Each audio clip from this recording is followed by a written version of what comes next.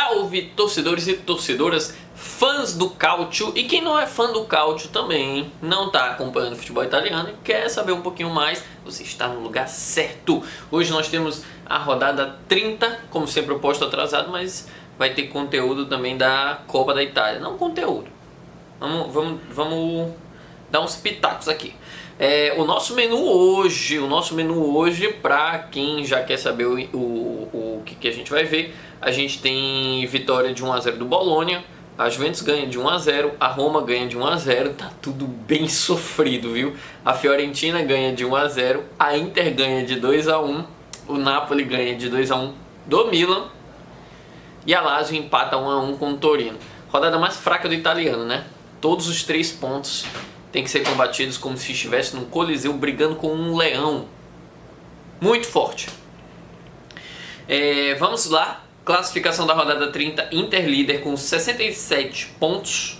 Napoli vice-líder com 64. 3 pontos de diferença. Lembrando que se os dois empatarem o número de pontos, faltam 8 rodadas para acabar, empatarem o número de pontos, a gente vai ter uma finalíssima para decidir quem será o campeão, tá? O Napoli vem com 58 pontos, 9 pontos atrás do líder. E aí o que acontece? Tem um negócio muito importante a ser falado aqui que só o ponto contra vai falar. Só quem acompanha mesmo o futebol italiano vai dizer aqui pra vocês que vocês não vão ver em nenhum outro lugar. A Atalanta está eliminada da briga do título? Não, não está. 9 pontos atrás é mito. Em 8 rodadas. Cara, a Inter está prestes a se ver a uma situação onde não se vê em pelo menos 2 temporadas, que é dar preferência à Champions League. E nisso vai ter que usar time misto e reservas no campeonato italiano. A última vez que isso aconteceu foi quando a Inter foi para a final daquela Champions League contra o City. E naquele recorte, a Inter ficou o mês de abril todo, a gente acabou de começar o abril, né? O mês de abril inteiro sem ganhar um jogo. Ou foi algum mês que estava sem ganhar um jogo inteiro, porque estava distribuindo o elenco. Para quem não sabe, a Inter ela tem essa super vantagem no italiano, não é por ter um super time e nem por ter um super elenco, mas é porque eles usam o time misto na Champions League. É o único time que você vai ver que poupa na Champions para ganhar a rodada do italiano. Inclusive teve Copa da Itália, Inter e Milan, 1 a 1. A Inter poupou os jogadores e usou os titulares contra o Udinese. Vocês estão entendendo a importância da Inter em somar sempre 3 pontos? Porque o italiano, nos pontos corridos, é um campeonato que você pode acabar com antecedência, que foi como o Inzaghi fez na temporada passada. 1 mês antes, 2 meses antes, ninguém estava mais disputando. E é o que o Inzaghi quer, porque o Inzaghi quer a tríplice e ele quer chegar no meio do mês de abril sabendo que ele já foi campeão do italiano. O que infelizmente não aconteceu, né? Porque o Napoli também vai com força total no italiano, porque o Napoli não está na Champions, não está na Euro, não está na Conference. Temporada passada foi o 11º colocado desta que é a liga mais disputada do mundo. Tudo isso para dizer que a Atalanta tem terceiro. Em quarto colocado está o Bologna com 56 pontos, a gente fecha o G4. E aí os times que vão brigar pela vaga da Champions League é Juventus com 55, Roma com 52, Lazio com 52, Fiorentina tem 51, tem chance. Tem chance, 5 pontos.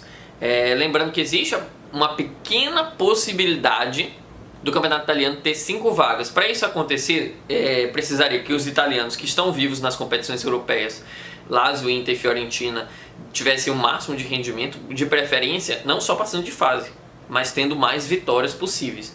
E que times espanhóis se dessem muito mal, que são Real Madrid, Barcelona, Atlético de Bilbao e Real Betis. O que deu muito mal, né? Porque a Roma foi sacaneada contra o Atlético de Bilbao. Foi uma eliminação escandalosa de arbitragem que expulsaram o Hummels em 5 minutos de jogo, injustamente, por um carrinho que ele deu só na bola. Fazendo toda essa introdução para vocês, o Milan tá em nono e 47 pontos. Não falei o Milan, que não tá brigando por nada, aparentemente. Não tá brigando por vaga de Champions, pode conseguir uma Conference ou uma Euro. Também é importante lembrar que se a Lazio ganhar a Euro, ela ganha uma vaga de Champions. Se a Fiorentina ganhar a Conference, ela ganha uma vaga de Euro. E se nenhum desses 2 times estiverem em zonas de classificação europeias, vai surgir mais uma vaga no italiano para esses outros times. É um negócio muito complicado. Vamos lá. Veneza 0, Bologna 1. Vitória muito importante lá na casa do Veneza. O campeonato italiano é uma liga onde o time que vem da segunda divisão dá trabalho para todo mundo. Ganhar na casa do Veneza não é para muitos. Não é para muitos, não dos grandes, porque eles dificultam contra os grandes. Orsolini marca um golaço de novo, ele vai lá e bate na câmera, chega bem aqui, dá um toque na câmera, o que se entende que é uma provocação ao Spalletti, técnico da seleção italiana, mas ele já afirmou que não é, mas ele continua fazendo. Ele fez 3 gols, fez essa comemoração nos últimos 3 jogos. E a gente sabe que ele precisa estar na seleção italiana, que está bem fraca, né? E o Spalletti, ele tem um delay igual ao Dorival. O cara tá jogando bem agora, ele vai convocar só no ano que vem. Infelizmente, a Itália sofre muito com esse técnico. Pra quem acha que é só o Brasil que sofre, né? O time do Vincenzo italiano faz a 5ª vitória seguida e aí a gente tem o Bologna no G4 e ele quer se classificar para Champions de novo e dessa vez ele vai com um projeto mais consistente, porque o Bologna que deu certo na temporada passada, que ficou em 5º, não em 4º, tá? Ele tinha toda a ideia de que se vai desmontar. Hoje, já com o Orsolini, que não é um jovem a ser contratado por times grandes, que é o grande jogador, o Ferguson, que já está há mais de 2 temporadas, o Vincenzo italiano que chegou e deu certo, acredito que esse time não será desmontado. Juventus 1 e Genova 0. Cara, aqui tem muito a se falar. Muito a se falar. O Thiago Motta foi demitido, o Tudor estreou, o time ganhou sofrido, jogando num 3-4-2-1. Vamos lá. O time do Thiago Motta fazia esse 4-2-3-1, o que deu um grande problema para a Juventus, porque a Juventus não tinha ponta. Eles foram no mercado atrás de 5 pontas, se não me engano. Não, 4 pontas e um veio da base ainda, para poder compor esse elenco.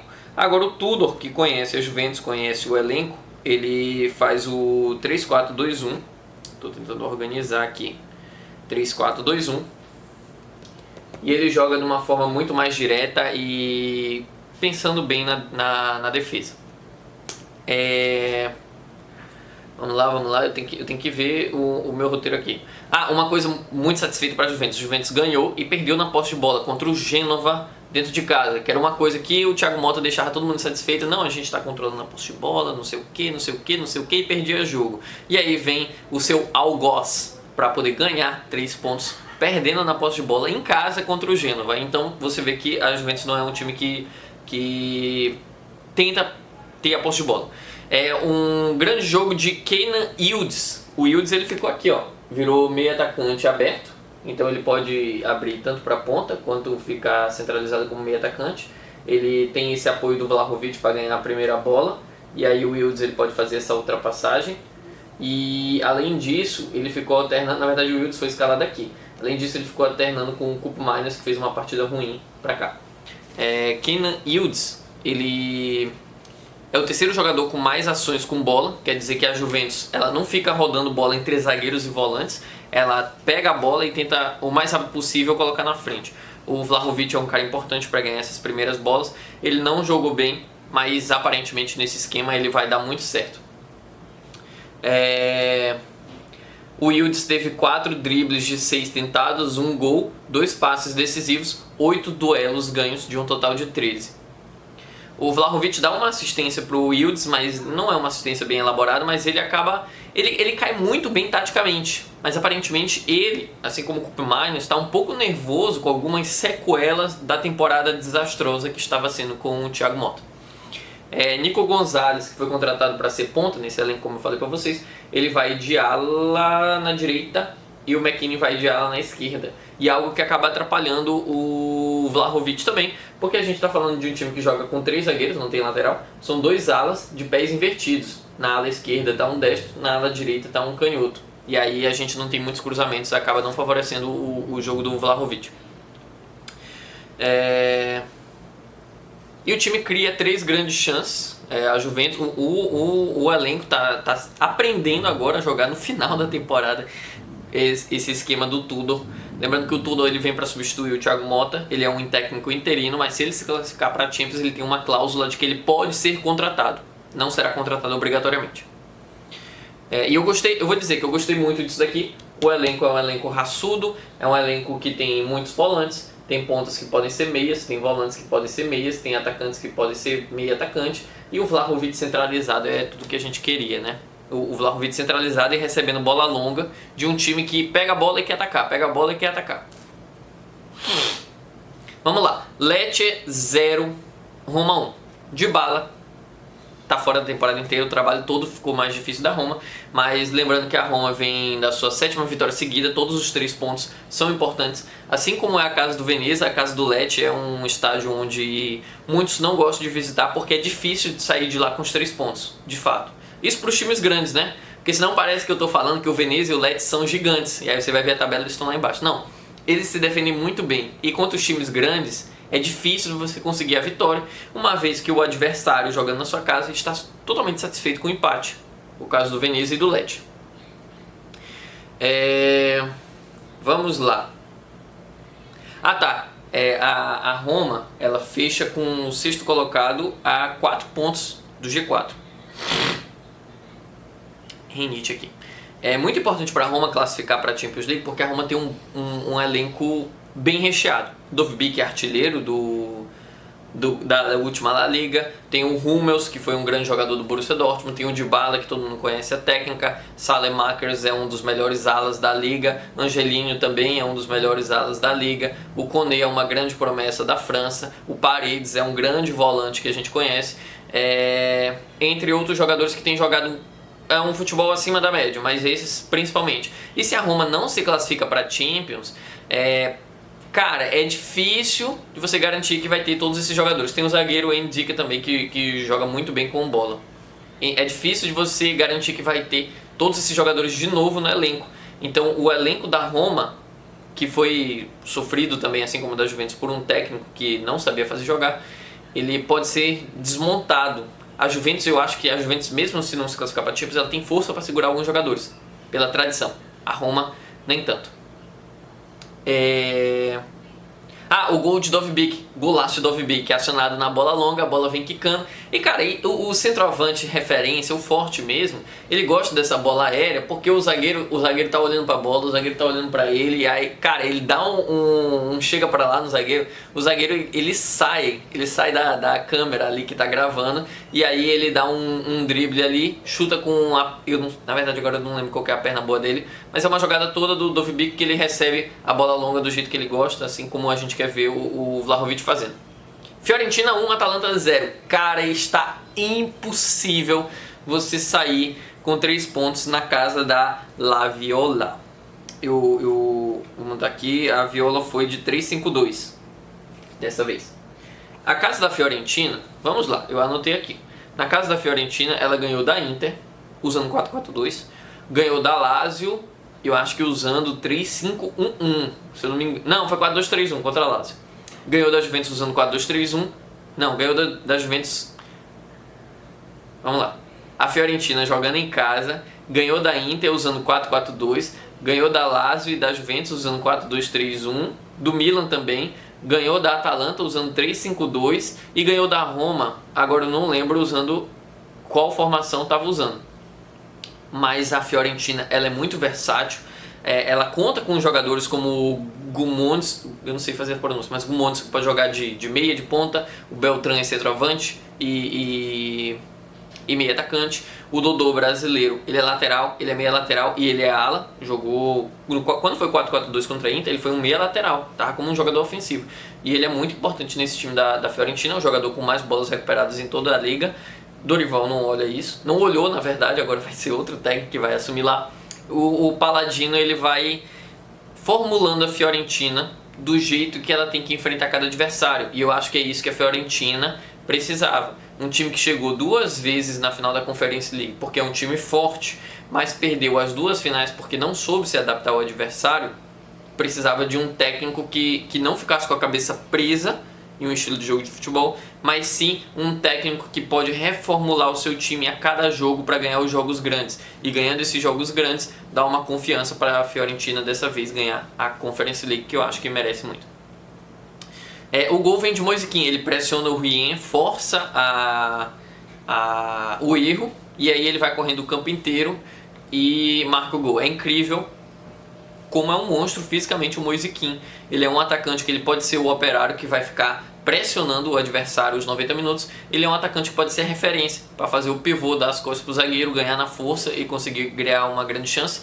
Ele também é um velocista, porque ele pode receber a bola entre linhas e ele vai correr mais do que o zagueiro. É simplesmente um monstro fisicamente o Moise Kean, e ter ele no time e pro técnico e os jogadores que jogam com ele, fica tudo muito mais fácil. Podemos dizer que ele é limitado em posições, jogando só de centroavante, mas tudo que ele pode fazer como centroavante é um absurdo.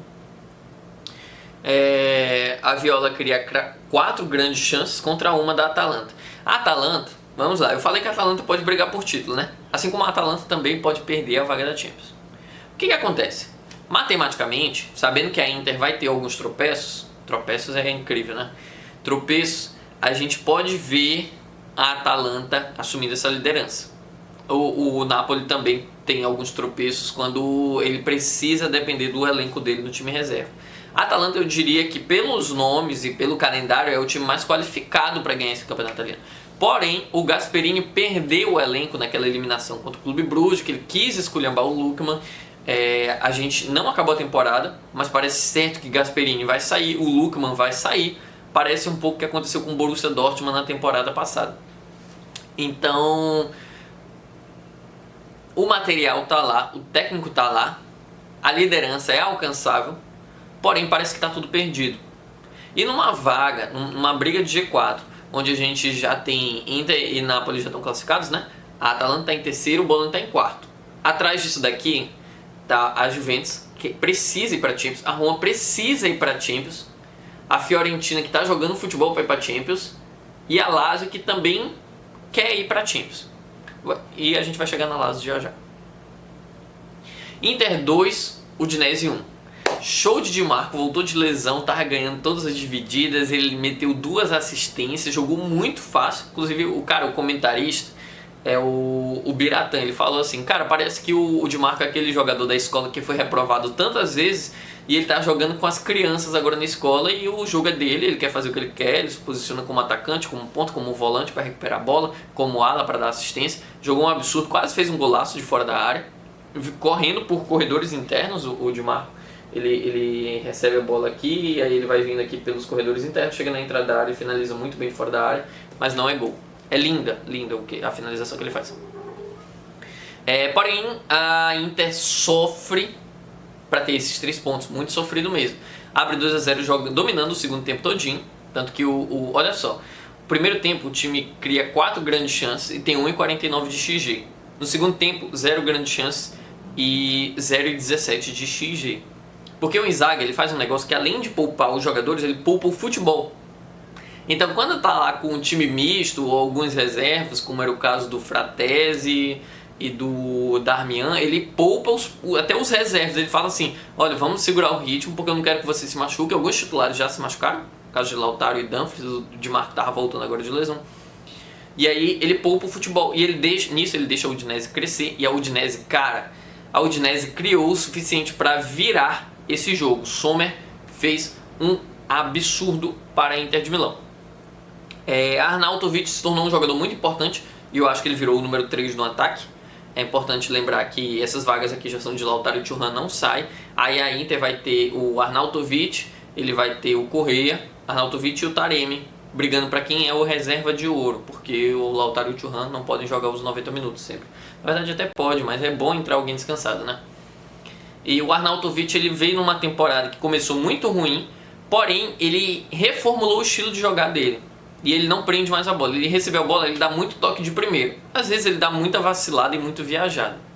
Mas assim ele cria bem mais do que o que ele criava quando ele pegava a bola, ele tentava tomar decisão. Ele não é rápido, ele não tem habilidade de condução de bola. Hoje ele no pivôzão ali toca, passa, marcou o gol. Tá muito bem. Fratesi marcou o gol também, perdeu uma grande chance. E é um pouco triste o que acontece com o Fratesi.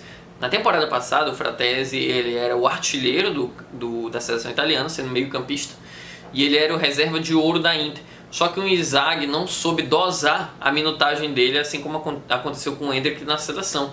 E eu acho que aquele Fratesi promessa que existia foi perdido. Não sei se pode ser recuperado. Mas aquele Fratesi promessa, eu via como um novo Barella. Hoje, eu não sei o que o Fratesi ainda pode evoluir. Isso culpando um Inzaghi, não só o Inzaghi, o Spalletti também. Que chega a data FIFA, ele esquece que o Fratesi era o melhor jogador da seleção italiana. Ele fala assim, não, ele é reserva na Inter, ele vai ser banco aqui. Sendo que ele nunca foi titular da Inter, em algum momento ele conseguiu ser o artilheiro da seleção italiana, sendo um meio-campista. Na verdade, um volante, que ele estava usando uma dupla de volantes. Cara, o zagueiro Soulé da Udinese jogou um absurdo. Quem quiser assistir os melhores momentos e ver o zagueiro Soulé francês. Ele marca um gol absurdo, que ele vem conduzindo a bola desde a linha de meio de campo. Ele vem conduzindo. Ele não recebe uma pressão em si, mas ele vai com muita inteligência de movimentação, marca um chutaço de fora da área, gol, finalzinho do jogo, bola que sobra ali do cruzamento, do escanteio, e ele dá uma finalização. Cara, o XG ali foi absurdo. Porque a defesa do Sommer foi para salvar o time. E aí aquele negócio, né? Inter correndo risco desnecessário. Vamos de Napoli 2, Milan 1. Cara, o Napoli começa muito bem, aproveita uma falta de ritmo que parece que tem no Milan, e aí já abre o placar 2-0. O Milan tenta ganhar, cria o suficiente para ganhar, porém, o Milan começa o jogo perdendo de 2-0. Quando o Milan decide jogar futebol, já está 2-0. E aí correr atrás do prejuízo é muito ruim. Falhas individuais do Theo Hernandes, que parece que não marca muito bem. Falha do Kyle Walker, que no gol do Lukaku, a galera vai ver, pô, o Lukaku tá livre. Mas é porque a dupla de zaga faz uma exímia linha de impedimento, que é quebrada pelo Kyle Walker. O gol seria impedido, só que o Kyle Walker deu essa condição. E aí o que acontece? Aqui a gente tem Kyle Walker, que na verdade aqui a gente tem o Theo Hernandes, que não marca. E aqui a gente tem o Kyle Walker, que parece que ele não consegue se posicionar bem. O que a gente faz? Cara, libera o Theo Hernandes para virar a ala. O Kyle Walker fica nos corredores internos, porque ele tem uma boa condução de bola e uma boa tomada de decisão. O Theo Hernandes vira um jogador ofensivo. Aqui a gente pode jogar o Jimenez ou então algum outro operário, talvez explorar muito, que seria, né? Explorar muito o Pulisic e aí fazer um 3-4-2-1 para o Theo Hernandes subir sem preocupação com a defesa. O Theo Hernandes, no andar do jogo, ele faz uma grande partida. Ele sofre um pênalti, o pênalti não é convertido, triste. Ele dá uma assistência e ele cria o suficiente para dar mais uma assistência. Então o Theo Hernandes ele teria produzido 3 gols. Mas quando ele, em 5 minutos, ele entrega um gol, não tem como. E a produção de 3 gols dele foi convertido apenas para um gol, né? Então é triste. O Theo Hernandes é um cara que, cara, defensivamente, ele tá... Desculpa a expressão, mas ele largou o time e falou assim, não, vocês se viram aí. Eu vou ficar andando por aqui para parecer que eu defendo. É isso que ele tá fazendo. E aí ele faz esse grande jogo de apoio e ofensivo, que ele conduzindo a bola é bem, ele dando os passes chaves também é muito bem. O Napoli, vamos de Napoli, cara, o Neres voltou, a formação volta pro 4-2-3-1, que é a formação que fez o líder do italiano, com Neres e Politano. Lembrando que na verdade era o Kvaratskhelia, o Politano e o Neres no banco de reservas, eram os únicos 3 pontos do elenco. O Kvaratskhelia foi embora, o Neres virou titular, e aí o time trouxe Okafor para substituir o Kvaratskhelia. Em algum momento da temporada o time perdeu seus pontos, estava jogando com o McTominay jogou um jogo de ponta esquerda. Algum momento da temporada o Conte tentou um 3-5-2 improvisado porque não tinha ponta, mas agora os seus pontos voltaram, a constância do Napoli deve voltar também. Deixa eu só ver o que tem aqui. O gol do Milan. O gol do Milan é marcado pelo Jovic, que estava esquecido no elenco, até esqueci que ele estava no elenco. Ele vem do banco e marca. A impressão que dá é que quem vem do banco do Milan sempre vai jogar mais do que quem está no time titular. Isso a gente vê até com o Rafael Leão e o Theo Hernandes, quando eles entram, quem sai, quem entra, sempre entra muito bem. Tammy Abraham foi titular, o Conceição ele gosta de jogadores que dão aquele gás a mais. O Abraham vai marcar contra a Inter de Milão no meio de semana e eu acho que ele está muito satisfeito com o Tammy Abraham para ser titular E no caso desses, cara, a impressão que dá é que todo mundo que o Milan trouxe na janela de transferência, o atacante Jimenez, o João Félix e o Kyle Walker, não era nem pra ter trago.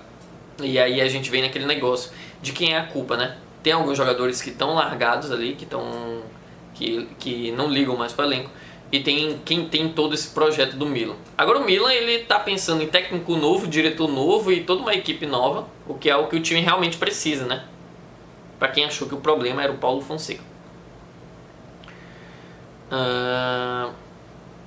E é claro, o calendário da Inter. Mais uma vez o calendário da Inter é tópico por conta do Napoli. O calendário da Inter é muito favorável pro Napoli. A Inter enfrentou o Milan agora, semana que vem vai enfrentar o Bayern, aí depois enfrenta o Bayern, depois enfrenta o Milan, e isso tudo em quarta-feira, tá? Tudo em meio de semana. Ainda tem as rodadas dos italianos, as rodadas do italiano nos fins de semana.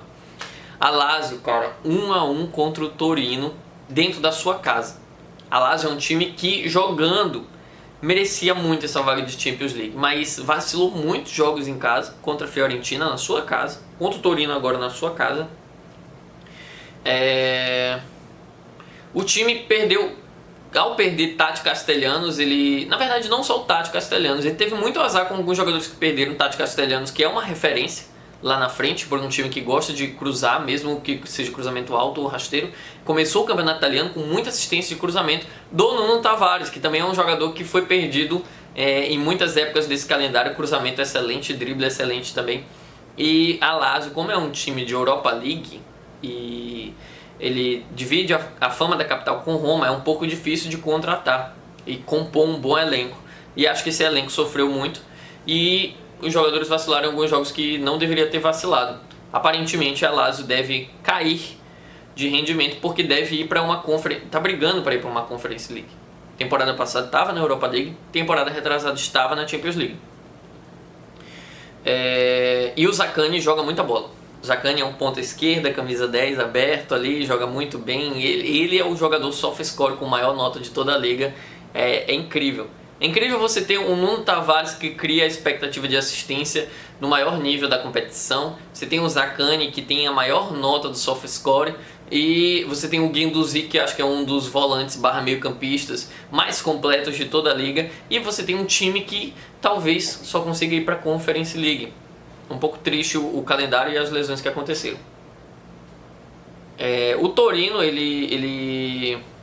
Cara, durante esse jogo, na verdade, eu acabei de ver a anotação aqui. Tem uma antecipação do goleiro que é muito louca, muito engraçada. Rola um lance ali que não acredito que a Lazio não marcou. A Lazio abre o placar com um golaço de Marusic, assistência de Pedro. E é um vacilo na marcação do Caramò na ponta esquerda. E aí tem uma corrida entre linhas do Biraghi. O Biraghi, ele joga para trás dentro da área e eu acho que Guineitz marca. E aí isso no final do jogo, no terço final do jogo. Quando você chega no terço final do jogo empatando, precisando ganhar, e do outro lado está simplesmente o melhor goleiro da liga, que é o Milinkovic-Savic do Torino, vai ficar no empate. Bom galera, o vídeo foi esse, espero que vocês tenham gostado e valeu essa moral!